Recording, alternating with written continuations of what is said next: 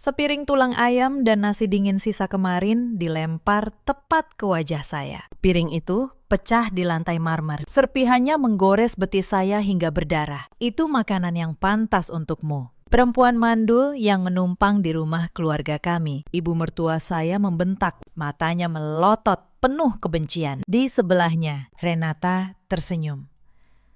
Tangannya mengelus perut yang mulai membuncit. Perempuan simpanan suami saya itu kini disebut calon pewaris keluarga. Dan Mas Galang, lelaki yang 5 tahun lalu berjanji melindungi saya di hadapan makam ayah, hanya menunduk. Membuang muka, seolah saya kotoran di lantai rumahnya sendiri. Hati saya hancur, tapi air mata saya sudah kering sejak berminggu-minggu lalu. Saya menunduk, bukan untuk menangis, melainkan untuk menyembunyikan senyum yang mulai terbentuk di bibir saya. Mereka pikir saya menantu lemah yang tidak punya apa-apa. Mereka menindas saya, menginjak harga diri saya, merampas semuanya demi perempuan itu. Tapi yang mereka bertiga tidak tahu. Malam itu mereka memaksa saya menandatangani surat yang akan menghancurkan mereka sendiri. Seluruh saham perusahaan yang mereka banggakan. Dan rekening miliaran rupiah yang dipamerkan ibu mertua saya. Sebentar lagi akan berbalik arah. Mereka memulai peperangan. Saya akan menyelesaikannya. Halo! Sahabat semua, selamat datang kembali di channel ini, tempat kita berbagi kisah kehidupan yang penuh pelajaran. Sebelum kita mulai, jangan lupa tekan tombol subscribe dan nyalakan lonceng notifikasi, agar tidak ketinggalan cerita penuh makna seperti ini. Kisah ini mungkin akan mengaduk emosi kalian, jadi siapkan hati. Selamat menyimak sampai akhir. Nama saya Saraswati. Orang-orang memanggil saya Sarah. Usia saya 31 tahun. Saya bekerja sebagai akuntan, lebih tepatnya auditor keuangan. Angka adalah bahasa yang paling saya pahami di dunia ini. Sebuah neraca tidak pernah berbohong. Sebuah mutasi rekening selalu menyimpan kebenaran, sekalipun manusia berusaha menutupinya. Saya yatim piatu. Ibu saya meninggal saat saya masih kecil. Ayah saya menyusul 5 tahun lalu, tepat 2 bulan sebelum saya menikah. Beliau adalah satu-satunya keluarga yang saya miliki. Dan beliau adalah satu-satunya orang yang benar-benar mengenal siapa saya sebenarnya. Ayah saya bukan orang sembarangan, tapi cerita tentang beliau akan saya simpan dulu. Karena malam itu, di ruang makan mewah ini, tidak ada satupun dari mereka yang tahu kebenaran tentang ayah saya. Mereka hanya melihat saya sebagai Sarah, menantu miskin, perempuan yatim yang beruntung, dinikahi anak keluarga Wulandari yang terpandang. Saya tinggal di sebuah rumah 3 lantai di kawasan Pondok Indah. Rumah dengan pagar tinggi, taman luas, dan garasi berisi 3 mobil. Dari luar, rumah ini tampak seperti istana keluarga yang harmonis. Tetangga sering bilang, saya beruntung. Mereka tidak tahu di balik dinding marmer ini, saya menjalani hidup seperti seorang pelayan tanpa upah. Saya bangun pukul 4 pagi setiap hari, menyiapkan sarapan untuk ibu mertua, mengurus seluruh kebutuhan rumah, lalu pergi bekerja. Dan ketika pulang, saya masih harus menghadapi makian yang sama setiap hari, tanpa jeda. Suami saya, Mas Galang, adalah anak tunggal keluarga ini. Usianya 38 tahun. Di atas kertas, ia menjabat sebagai direktur di Andika Group, perusahaan distribusi milik keluarga. Saya bilang, di atas kertas, karena kenyataannya, Mas Galang tidak pernah benar-benar memimpin apapun. Ia hanya duduk di kursi direktur, memakai jas mahal, dan tersenyum di depan kamera. Yang menjalankan roda perusahaan itu selama 5 tahun terakhir adalah saya. Ibu mertua saya bernama Bu Wulandari. Usianya 60 tahun. Seorang perempuan dengan rambut disasak rapi dan jari-jari yang selalu penuh cincin emas tebal. Ia adalah ratu di rumah ini. Setiap kata yang keluar dari mulutnya adalah perintah. Dan menurut beliau, seorang menantu yatim seperti saya tidak punya hak untuk membantah. Dari hari pertama saya menginjakkan kaki di rumah ini, ibu mertua saya sudah menentukan posisi saya, bukan sebagai istri anaknya, melainkan sebagai pembantu yang kebetulan punya surat nikah. Sejak awal saya tahu rumah tangga ini tidak akan mudah. Tapi saya tetap bertahan karena saya mencintai Mas Galang. Dan karena ayah saya sebelum meninggal sempat menitipkan satu pesan kepada saya. Sarah, jaga dirimu baik-baik, tapi jangan pernah biarkan orang lain menginjak harga dirimu. Kamu bukan perempuan lemah.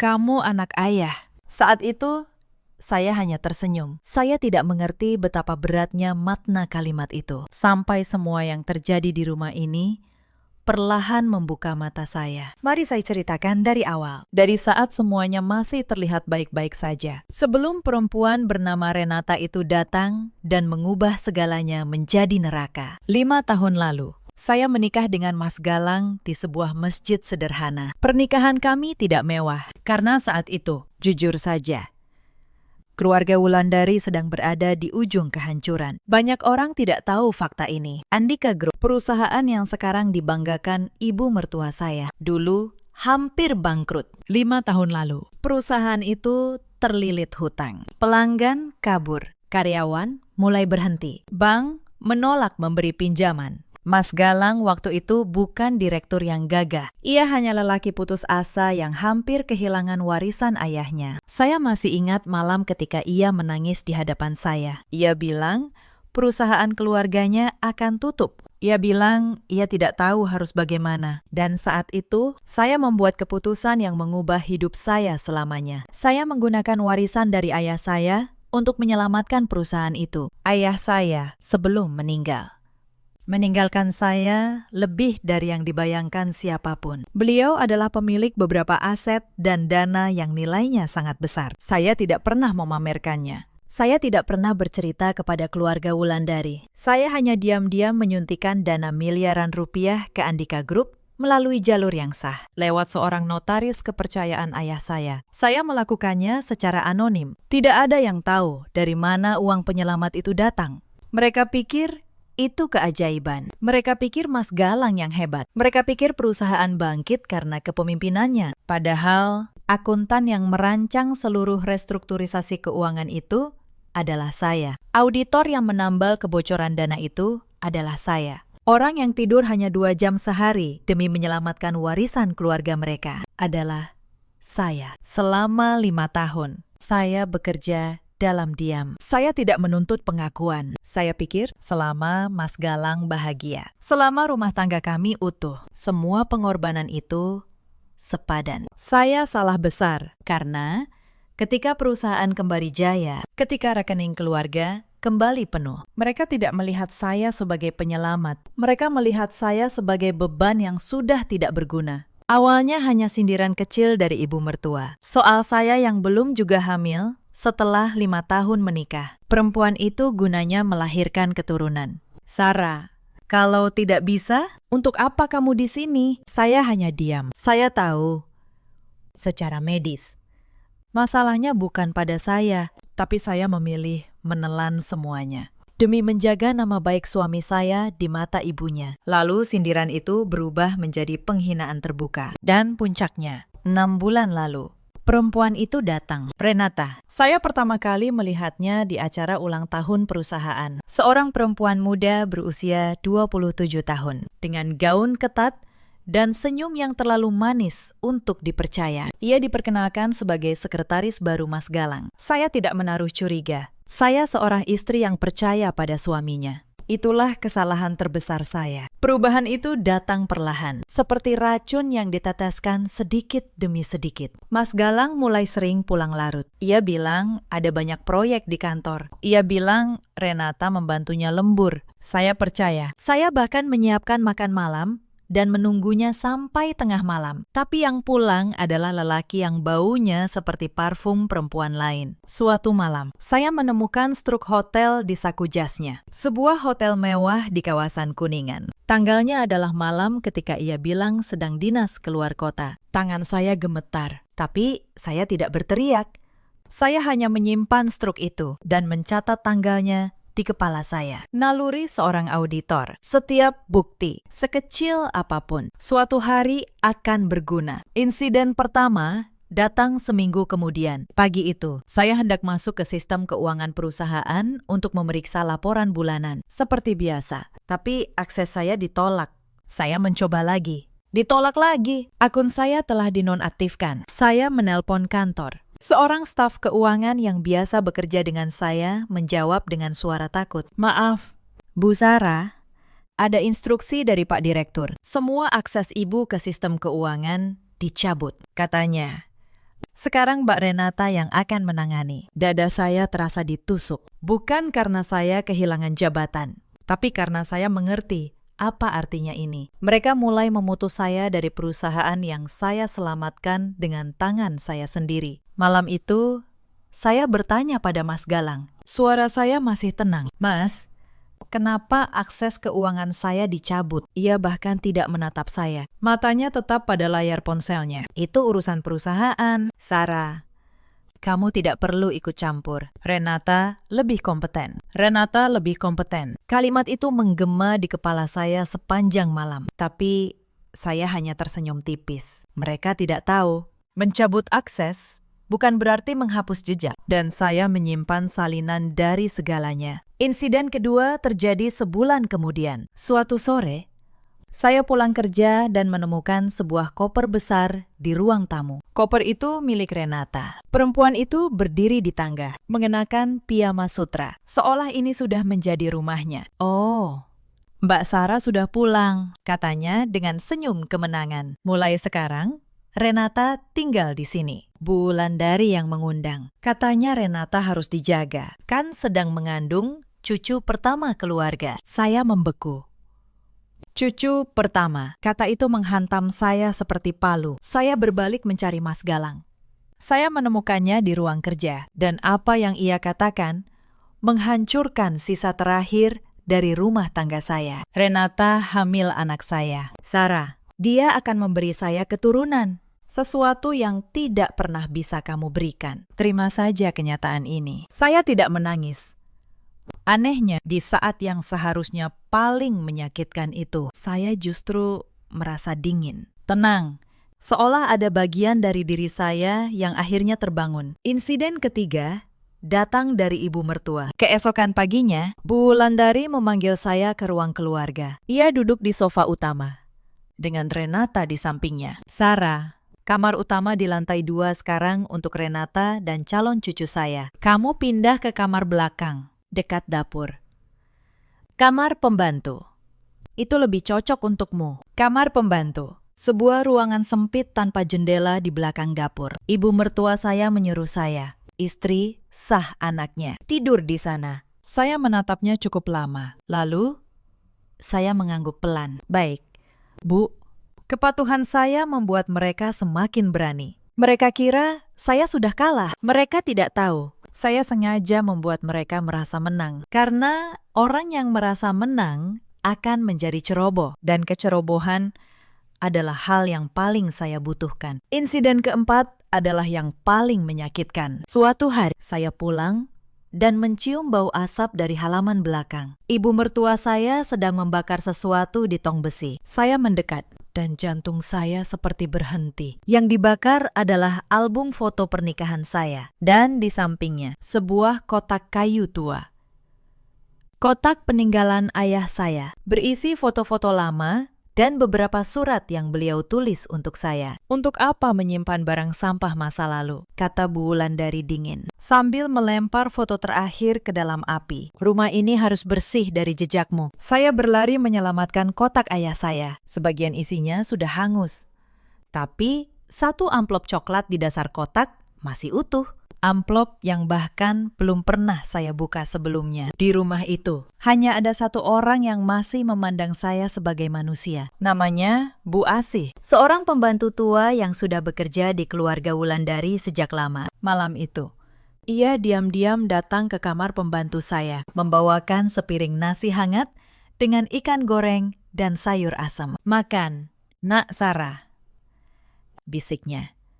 Bu Asih tidak tega melihat Nak Sarah diperlakukan seperti ini. Bu Asih tahu siapa yang sebenarnya menyelamatkan keluarga ini. Bukan mereka yang sombong itu. Air mata saya hampir jatuh. Setelah berbulan-bulan dihina, satu piring nasi sederhana dari orang yang tulus terasa lebih berharga dari semua hidangan mewah di meja makan itu. Terima kasih, Bu Asih, kata saya. Suatu hari nanti, semua ini akan berakhir. Dan saya tidak akan melupakan kebaikan ibu. Bu Asih tersenyum, mengusap kepala saya seperti seorang ibu. Lalu ia keluar diam-diam, agar tidak ketahuan. Malam-malam berikutnya semakin berat. Bu Wulandari mulai mempermalukan saya bukan hanya di dalam rumah, tetapi juga di hadapan tamu. Suatu hari, beberapa kerabat keluarga datang berkunjung. Bu Wulandari sengaja menyuruh saya menyajikan minuman seperti seorang pelayan. Itu menantu saya, kata Bu Wulandari kepada para tamu dengan nada mengejek. Sudah 5 tahun menikah, tapi tidak bisa memberi keturunan. Untung ada Renata. Perempuan ini sebentar lagi keluar dari keluarga kami. Sudah tidak ada gunanya. Para kerabat tertawa. Beberapa menatap saya dengan kasihan, beberapa dengan hinaan. Saya menyajikan minuman dengan tangan yang mantap, wajah datar.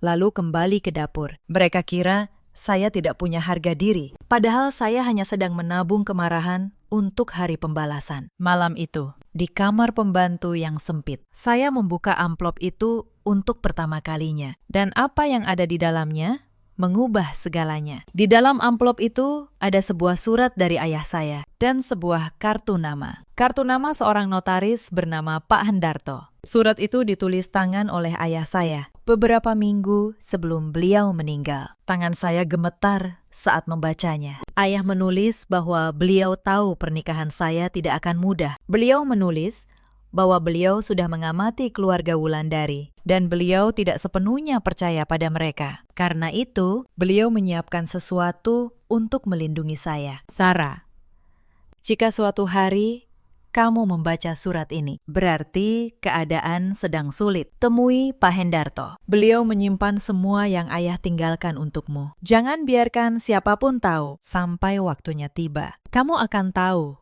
kapan waktu itu datang. Air mata saya akhirnya jatuh. Bukan air mata kesedihan, melainkan air mata seorang anak yang baru menyadari betapa jauh ayahnya telah melindunginya, bahkan dari alam yang berbeda. Keesokan harinya, saya izin pergi dengan alasan ke pasar. Saya menemui Pak Hendarto di kantornya di kawasan Menteng. Pria tua itu menyambut saya dengan mata berkaca-kaca. Akhirnya kamu datang. Nak, ayahmu sudah menunggu hari ini sejak lama. Apa yang Pak Hendarto tunjukkan kepada saya hari itu membuat saya tertegun. Insiden kelima ini adalah titik balik dari segalanya. Dana miliaran rupiah yang dulu saya suntikan ke Andika Group ternyata tidak pernah dicatat sebagai pinjaman biasa. Atas saran ayah saya dan Pak Hendarto, dana itu dimasukkan sebagai penyertaan modal. Dalam bahasa sederhana, uang itu membeli saham. Dan bukan saham kecil. Penyertaan modal saya ditambah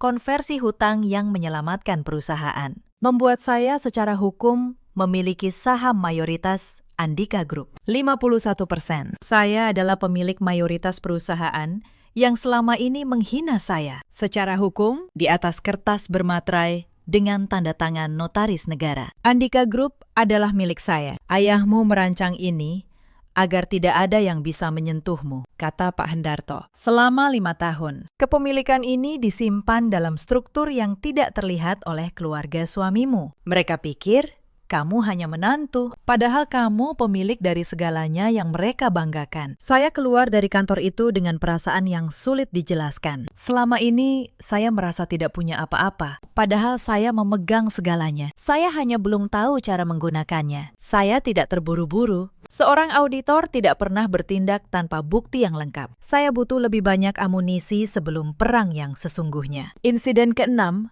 memberi saya amunisi itu. Beberapa hari kemudian, saya kembali ke kamar pembantu dan menyadari ada satu hal yang lupa mereka cabut. Akses saya ke arsip email lama perusahaan masih aktif lewat sebuah akun cadangan yang dulu saya buat untuk keperluan audit. Dari sana, saya menemukan jejak yang membuat darah saya mendidih. Selama 6 bulan terakhir, Mas Galang telah mentransfer dana perusahaan dalam jumlah besar ke sebuah rekening pribadi. Rekening atas nama Renata. Mobil mewah, apartemen, perhiasan. Semua dibeli dengan uang perusahaan. Uang yang secara hukum adalah milik saya. Bukan hanya itu, Ada juga catatan kartu kredit perusahaan yang dipakai Bu Wulandari untuk gaya hidupnya. Tas mewah, perjalanan ke luar negeri, perhiasan emas, semua dari kas Andika Group. Mereka menggerogoti perusahaan saya sambil menghina saya di meja makan. Mereka makan dari piring yang saya isi, lalu melempar sisanya ke wajah saya. Saya menyalin semua bukti itu. Setiap mutasi rekening, setiap nota, setiap email, saya menyimpannya rapi. Seperti seorang auditor menyusun laporan untuk persidangan. Insiden ketujuh adalah saat saya benar-benar menyadari betapa busuk rencana mereka. Suatu malam, saya tidak sengaja mendengar percakapan Renata dengan Bu Wulandari di ruang keluarga. "Bu, kapan kita bisa singkirkan Sarah sepenuhnya?" tanya Renata. Renata mau status yang jelas. Renata kan calon ibu dari pewaris keluarga ini. Bu Wulandari tertawa pelan. "Sabar, Nak, sebentar lagi. Galang sudah saya suruh menyiapkan surat. Kita paksa Sarah menandatangani surat pelepasan harta dan surat cerai sekaligus. Begitu dia tanda tangan, dia keluar dari rumah ini tanpa membawa apapun. Lalu, kamu yang menggantikan posisinya." "Tapi Bu, Sarah kan tidak punya apa-apa. Untuk apa repot-repot pakai surat?" "Justru karena dia tidak punya apa-apa, kita harus pastikan dia tidak bisa menuntut belakangan. Tanda tangan di atas materai itu kunci, hitam di atas putih. Setelah itu, dia bukan siapa-siapa." Saya berdiri di balik dinding, mendengar semuanya. Dan untuk pertama kalinya, dalam berbulan-bulan, saya tersenyum lebar. Mereka ingin saya menandatangani surat. Mereka ingin hitam di atas putih. Baiklah, saya akan memberi mereka tanda tangan, tapi bukan tanda tangan yang mereka harapkan. Insiden ke-8 adalah langkah terakhir saya sebelum perang. Saya kembali menemui Pak Hendarto, dan kali ini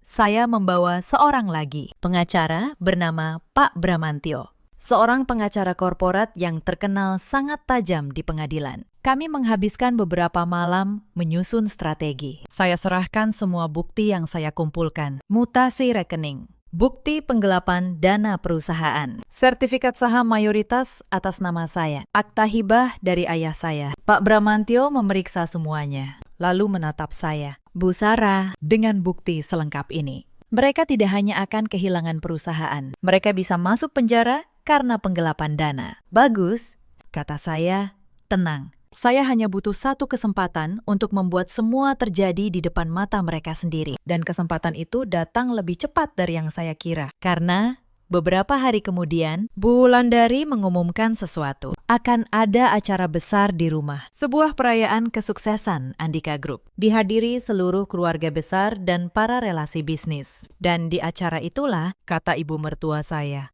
harus menandatangani surat pelepasan harta di hadapan semua orang. Agar saya mempermalukan diri sendiri sebagai menantu yang tahu diri dan mengundurkan diri secara baik-baik. Mereka menyiapkan panggung untuk mempermalukan saya tanpa mereka sadari. Mereka sedang menyiapkan panggung untuk kehancuran mereka sendiri. Tapi sebelum acara besar itu, ada satu malam yang harus saya ceritakan. Malam ketika piring berisi tulang ayam itu dilempar ke wajah saya. Malam yang saya buka di awal cerita ini. Malam itu, 3 hari sebelum acara perayaan, saya sengaja pulang lebih lambat. Saya baru saja selesai menandatangani dokumen terakhir di kantor Pak Bramantio. Semua sudah siap.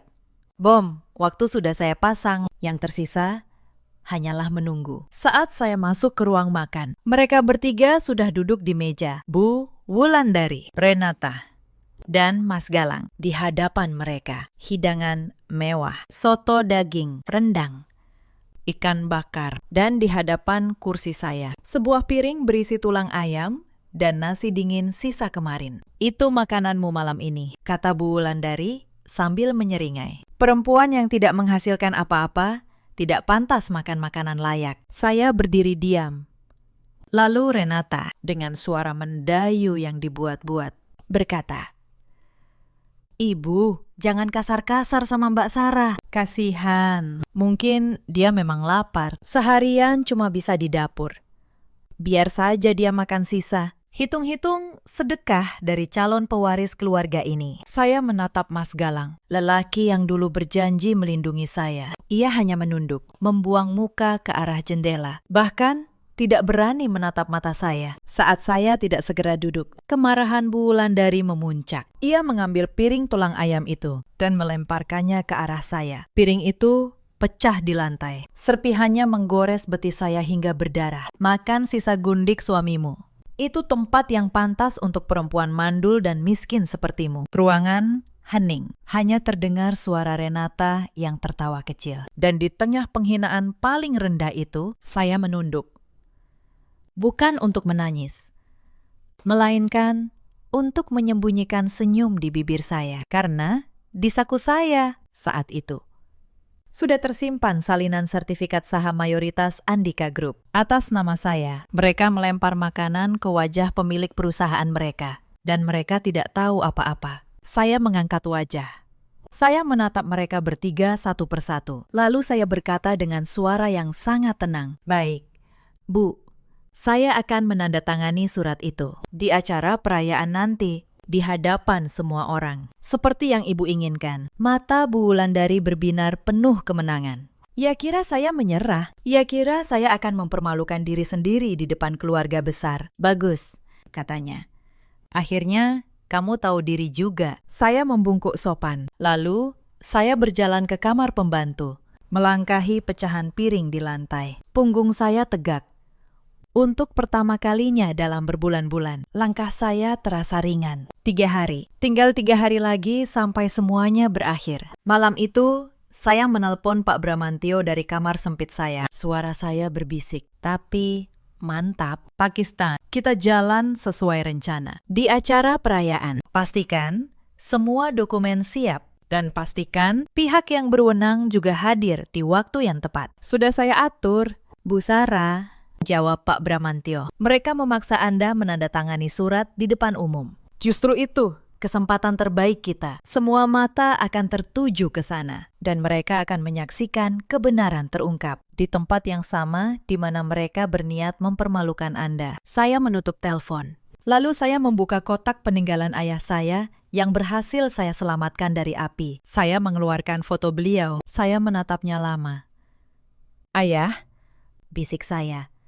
Surat ayah sudah saya baca. Waktunya sudah tiba. Sarah tidak akan membiarkan mereka menginjak harga diri kita lagi. Saya tidak bisa tidur malam itu. Bukan karena takut, melainkan karena untuk pertama kalinya dalam 5 tahun, saya merasa hidup. Saya merasa menjadi anak ayah saya kembali. Perempuan yang kuat, bukan pelayan tanpa nama. Hari perayaan tiba. Rumah keluarga Wulandari disulap menjadi tempat pesta yang megah. Lampu kristal menyala terang. Karpet merah digelar dari gerbang. Pelayan berseragam hilir mudik membawa nampan berisi makanan mahal. Para tamu mulai berdatangan. Keluarga besar Wulandari. Para relasi bisnis Andika Group, beberapa pejabat kecil, semua datang untuk merayakan kesuksesan perusahaan. Bu Wulandari berdiri di tengah ruangan, mengenakan kebaya sutra dan perhiasan emas yang berkilauan. Wajahnya berseri-seri. Di sampingnya, Renata mengenakan gaun merah menyala. Tangannya selalu mengelus perut yang membuncit,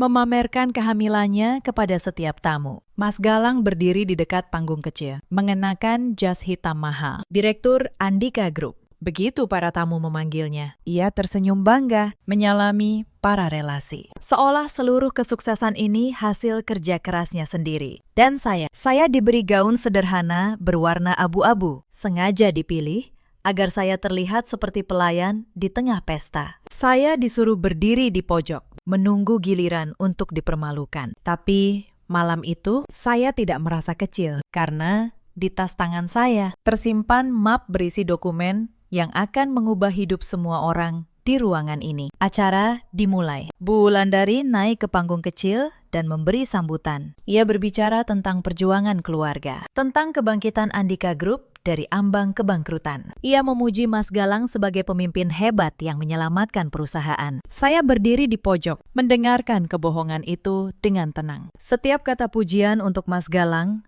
adalah pengakuan yang dicuri dari kerja keras saya. Tapi saya membiarkannya. Sebentar lagi, kebenaran akan berbicara lebih keras dari semua sambutan. Lalu tiba bagian yang mereka rencanakan. Bapak dan Ibu sekalian, kata Bu Wulandari dengan suara lantang. Sebelum kita lanjutkan, ada satu urusan keluarga yang ingin kami selesaikan malam ini. Di hadapan kalian semua. Ia menatap ke arah saya.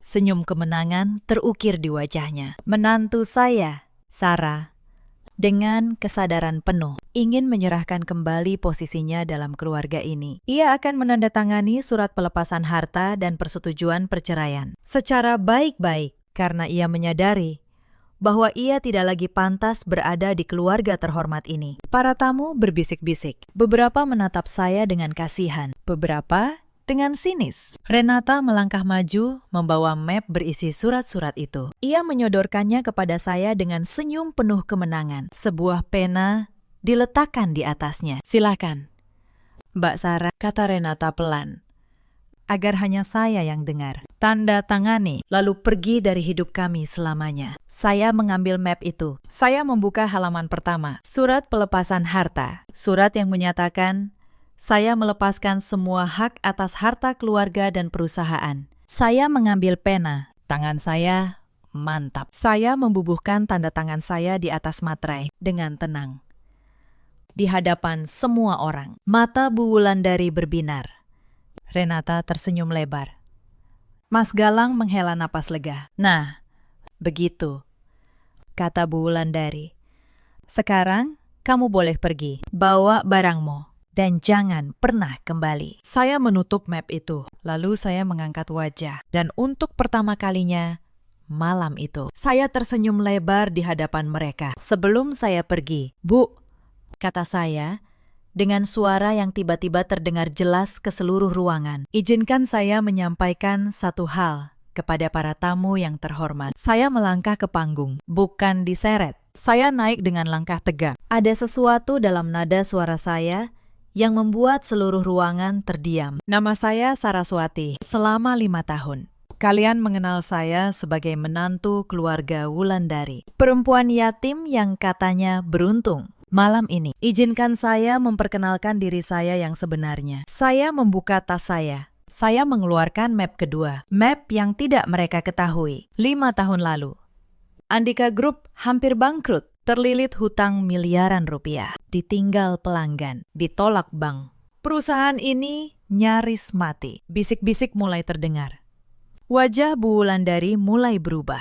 Yang menyelamatkan perusahaan ini bukan Mas Galang, melainkan dana warisan dari almarhum ayah saya. Dana miliaran rupiah yang saya suntikkan secara anonim melalui notaris terpercaya. Dan dana itu atas saran ayah saya tidak dicatat sebagai pinjaman. Saya mengeluarkan selembar dokumen bermaterai. Saya angkat tinggi-tinggi agar semua orang melihatnya. Dana itu dicatat sebagai penyertaan modal, yang artinya dana itu membeli saham. 51% saham Andika Group, saham mayoritas. Saya menatap mata Bu Wulandari yang kini terbelalak. Perusahaan yang kalian banggakan malam ini, secara hukum, adalah milik saya. Sejak 5 tahun lalu, hitam di atas putih, bermaterai, dengan tanda tangan notaris negara. Ruangan meledak dalam bisik-bisik panik. Mas Galang melangkah maju, wajahnya pucat.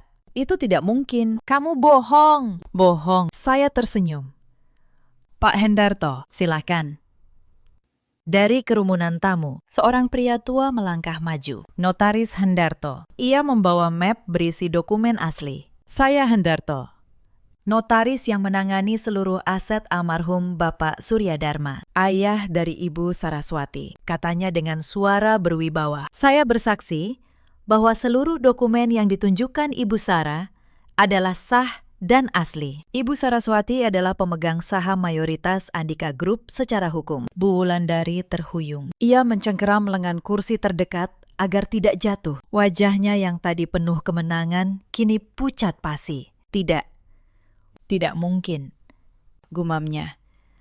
Kamu cuma menantu miskin, kamu tidak punya apa-apa. Saya memang tidak pernah memamerkannya. Bu, kata saya, tenang, karena ayah saya mengajarkan. Kekuatan sejati tidak perlu diumumkan, cukup digunakan di saat yang tepat. Dan malam ini, adalah saat yang tepat. Saya berbalik ke arah para tamu, lalu saya membuka map ketiga. Tapi itu belum semuanya. Bapak dan Ibu sekalian, ada hal yang lebih serius dari soal kepemilikan. Saya mengeluarkan setumpuk dokumen, bukti mutasi rekening, foto nota, catatan transfer selama 6 bulan terakhir. Direktur Andika Group, Mas Galang, telah mentransfer dana perusahaan dalam jumlah besar ke rekening pribadi seorang perempuan bernama Renata. Mobil mewah, apartemen, perhiasan. Semua dibeli dengan uang perusahaan. Uang yang secara hukum adalah milik saya. Wajah Mas Galang berubah putih seperti kertas. Renata yang tadi tersenyum, kini membeku. Tangannya berhenti mengelus perut. Dan ini, saya angkat dokumen berikutnya. Adalah catatan penggunaan kartu kredit perusahaan oleh Bu Wulandari untuk perjalanan ke luar negeri. Tas mewah dan perhiasan. Semuanya dari kas perusahaan, tanpa izin pemegang saham. Para tamu, yang sebagian adalah relasi bisnis dan orang-orang berpengaruh, mulai memandang keluarga Wulandari dengan tatapan berbeda, tatapan jijik. Beberapa pengusaha tampak mencatat sesuatu di ponsel mereka. Penggelapan dana perusahaan, kata saya. Suara saya kini dingin dan tajam. Itu bukan urusan keluarga. Itu adalah tindak pidana. Saat itulah, pintu utama ruangan terbuka. Pak Bramantio, pengacara saya, masuk bersama beberapa orang. Dan di belakang mereka, 2 orang petugas dari pihak berwenang. Ruangan langsung senyap. Para tamu mundur memberi jalan. Bu Sarah, kata Pak Bramantio, semua laporan sudah kami masukkan. Bukti-bukti penggelapan dana sudah lengkap. Pihak berwenang siap menindaklanjuti. Bu Wulandari menjerit. Tidak, kalian tidak bisa melakukan ini. Ini rumah saya, ini perusahaan keluarga saya, ini bukan lagi perusahaan ibu, kata saya. Dan rumah ini, silahkan periksa sertifikatnya. Bu, rumah ini termasuk dalam aset yang berpindah tangan ketika saya menyelamatkan perusahaan 5 tahun lalu. Rumah ini juga atas nama saya. Kaki Bu Wulandari lemas. Ia jatuh terduduk di lantai. Perempuan yang dulu melempar piring ke wajah saya, kini bersujud lemah di hadapan saya. Di tengah pesta yang ia siapkan untuk mempermalukan saya, Mas Galang berlari mendekat. Ia berlutut di depan saya. Lelaki yang dulu membuang muka, kini menatap saya dengan air mata. Sarah, maafkan saya. Saya hilaf. Saya akan memperbaiki semuanya. Tolong jangan lakukan ini. Kita keluarga. Sarah, saya menatapnya. Lelaki yang 5 tahun lalu berjanji melindungi saya di hadapan makam ayah saya. Lelaki yang membiarkan ibunya melempar makanan ke wajah saya. Keluarga. Saya mengulang kata itu pelan. Mas, keluarga tidak menyuruh istrinya makan sisa di lantai. Keluarga tidak membawa perempuan lain ke rumah dan menyebutnya calon pewaris. Keluarga tidak mencuri dari orang yang menyelamatkan hidupnya. Saya melangkah mundur, menjauh dari uluran tangannya. Kamu memilih Renata. Kamu memilih ibumu. Kamu memilih harta yang ternyata bukan milikmu. Sekarang, terima konsekuensinya. Renata mulai panik. Ia mencengkeram lengan Mas Galang. Galang, ngapain kamu berlutut sama dia? Bukannya kamu bilang dia nggak punya apa-apa? Bukannya kamu janji semua harta ini buat anak kita? Dan di sanalah topeng terakhir terbuka. Di depan semua tamu, Renata sendiri yang membongkar rencana mereka. Bahwa sejak awal semuanya tentang harta. Bahwa pernikahan, kehamilan, semua hanya alat untuk merebut kekayaan yang ternyata milik saya. Para tamu menggeleng. Beberapa keluarga besar Wulandari yang tadinya mendukung, kini menatap Bu Wulandari dan Renata dengan malu. Petugas mulai mendekati Mas Galang. Salah satunya berkata, Saudara Galang, Anda kami minta ikut untuk dimintai keterangan terkait dugaan penggelapan dana perusahaan. Renata, yang melihat kekasihnya digiring, justru mundur menjauh. Itu Itu bukan urusan saya. Saya tidak tahu apa-apa soal uang itu. Galang yang melakukan semuanya. Saya hampir tertawa melihatnya. Perempuan yang tadi mengelus perut dengan bangga, kini mengkhianati lelaki yang ia rebut demi menyelamatkan diri sendiri. Itulah wajah asli mereka. Tanpa harta, mereka bukan apa-apa. Bahkan tidak punya kesetiaan satu sama lain. Bu Wulandari masih terduduk di lantai. Tapi tiba-tiba ia mengangkat kepala dan menunjuk surat yang tadi saya tanda tangani. Tapi kamu sudah tanda tangan. Kamu menandatangani surat pelepasan harta. Itu sah. Hitam di atas putih. Kamu sudah melepaskan semuanya. Untuk pertama kalinya malam itu. Ia tersenyum lagi. Senyum putus asa, orang yang mencari celah terakhir. Saya menatapnya dengan tenang. Lalu saya berkata, silakan ambil surat itu. Bu, bacakan keras-keras di hadapan para tamu. Pak Bramantio melangkah maju mengambil surat itu. Ia membaca isinya, lalu tersenyum tipis. Bu Wulandari, kata Pak Bramantio, surat pelepasan harta ini memang ditandatangani oleh Ibu Sarah. Tetapi surat ini melepaskan hak atas harta keluarga Wulandari. Sementara seluruh aset yang kita bicarakan malam ini, perusahaan, rumah, rekening.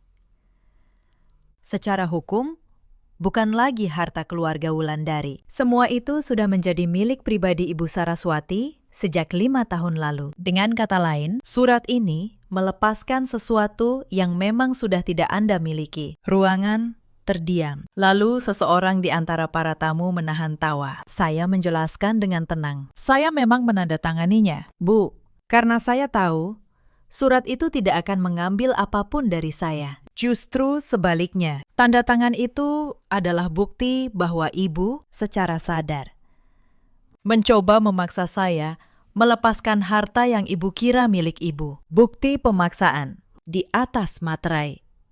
Pak Bramantio bahkan berterima kasih atas dokumen tambahan ini. Wajah Bu Wulandari hancur total. Senjata yang ia siapkan untuk menghancurkan saya ternyata menjadi senjata yang menghancurkan dirinya sendiri. Saya berdiri tegak di tengah ruangan, di hadapan keluarga besar yang dulu memandang rendah saya, di hadapan relasi bisnis yang dulu memuji Mas Galang. Malam itu, mereka semua menyaksikan siapa saya sebenarnya. Mulai malam ini, kata saya dengan suara jernih, Andika Group berada di bawah kepemilikan dan kendali penuh saya, Bu Wulandari. Anda dan keluarga Anda memiliki waktu 3 hari untuk meninggalkan rumah ini. Karena rumah ini, seperti semua yang lain, adalah milik saya. Tidak ada yang membantah, tidak ada yang berani. Petugas menggiring Mas Galang keluar untuk pemeriksaan. Ia menoleh ke arah saya untuk terakhir kalinya. Mulutnya bergerak tanpa suara, seolah ingin mengucapkan maaf sekali lagi. Saya tidak membalasnya.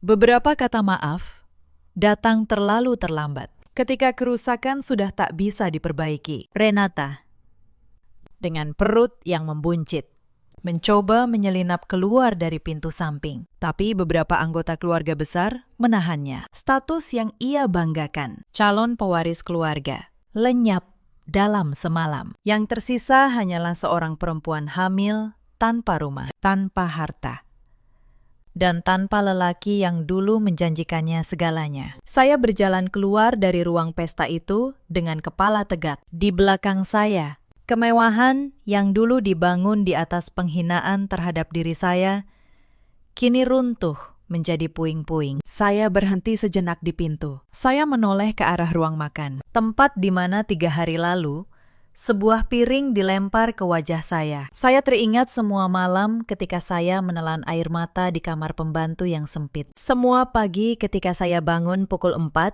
untuk melayani orang-orang yang membenci saya. Lalu, saya teringat pesan ayah saya. Kamu bukan perempuan lemah, kamu anak ayah. Saya tersenyum.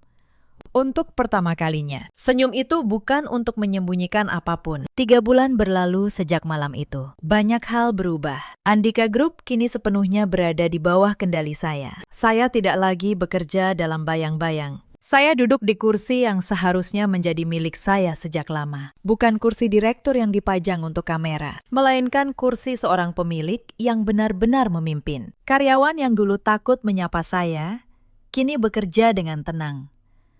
Perusahaan tumbuh lebih sehat dari sebelumnya karena untuk pertama kalinya. Perusahaan ini dipimpin oleh orang yang benar-benar memahaminya. Orang yang membangunnya dengan keringat, bukan mewarisinya dengan kesombongan. Saya menjual rumah 3 lantai di Pondok Indah itu. Saya tidak ingin tinggal di tempat yang menyimpan terlalu banyak luka. Saya membeli rumah baru yang lebih sederhana, tapi terasa jauh lebih hangat. Sebuah rumah tanpa marmer dingin dan tanpa bayangan orang-orang yang membenci saya. Bagaimana dengan mereka? Mas Galang menjalani proses hukum atas penggelapan dana perusahaan karena bukti yang sangat lengkap. Ia tidak bisa mengelak.